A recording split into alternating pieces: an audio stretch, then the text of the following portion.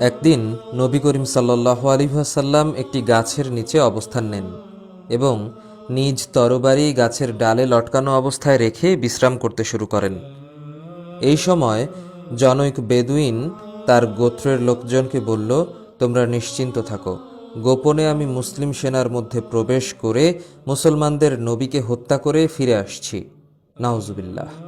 সে তার অপবিত্র পরিকল্পনা বাস্তবায়নের লক্ষ্যে বেরিয়ে গেল। মুসলমানরা জানতেন না কোনো ব্যক্তি এমন কুমতলব নিয়ে তাদের দিকে আসছে।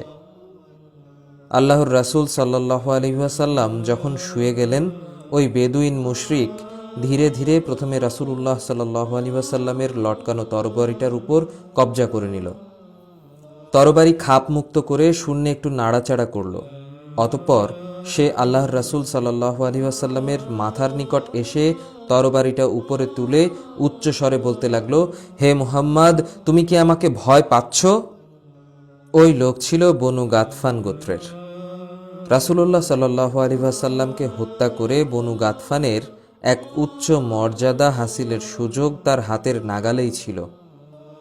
কিন্তু সে জানত না যে লোকটাকে শেষ করার জন্য এসেছে তিনি কোনো সাধারণ লোক নন, বরং তিনি আল্লাহর সর্বশেষ রাসূল।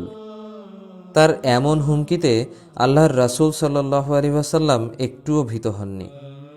তার অন্তরে কোনো ধরনের ভয়ের সৃষ্টিও হয়নি।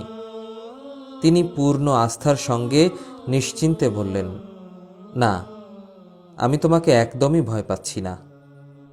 সেই লোক তখন নবী করিম সাল্লাল্লাহু আলাইহি ওয়াসাল্লামকে লক্ষ্য করে বলল, তোমাকে আমার হাত থেকে কে রক্ষা করবে? সঙ্গে সঙ্গে সে তরবারি রাসূলুল্লাহ সাল্লাল্লাহু আলাইহি ওয়াসাল্লামের মাথার নিকট উপুড় করে ধরল। কিন্তু আল্লাহর রাসূল সাল্লাল্লাহু আলাইহি ওয়াসাল্লাম তখনও অবিচল, নিশ্চিন্ত। চেহারায় পেরেশানির কোনো লক্ষণ নেই। একদম শান্ত শীতল কণ্ঠে বললেন, তোমার কাছ থেকে আমাকে আমার আল্লাহই রক্ষা করবেন। রাসূলুল্লাহ সাল্লাল্লাহু আলাইহি ওয়াসাল্লামের পবিত্র মুখ থেকে যখনই আল্লাহ তাআলার মোবারক নাম উচ্চারিত হলো, ওই কাফির ভীত সন্ত্রস্ত হয়ে গেল। ভয়ে তার শরীর থরথর করে কাঁপতে লাগলো। তার কাঁপন এতই তীব্র হলো যে হাত থেকে তরবারিটা নিচে পড়ে গেল। তখন আল্লাহর রাসূল সাল্লাল্লাহু আলাইহি ওয়াসাল্লাম সেই তরবারি নিজ হাতে উঠিয়ে নিলেন। তার দিকে বাড়িয়ে জিজ্ঞাসা করলেন, বলো, এখন তোমাকে আমার হাত থেকে কে রক্ষা করবে? মুশরিক লোকটি প্রাণ হারানোর ভয়ে একেবারে কাহিল।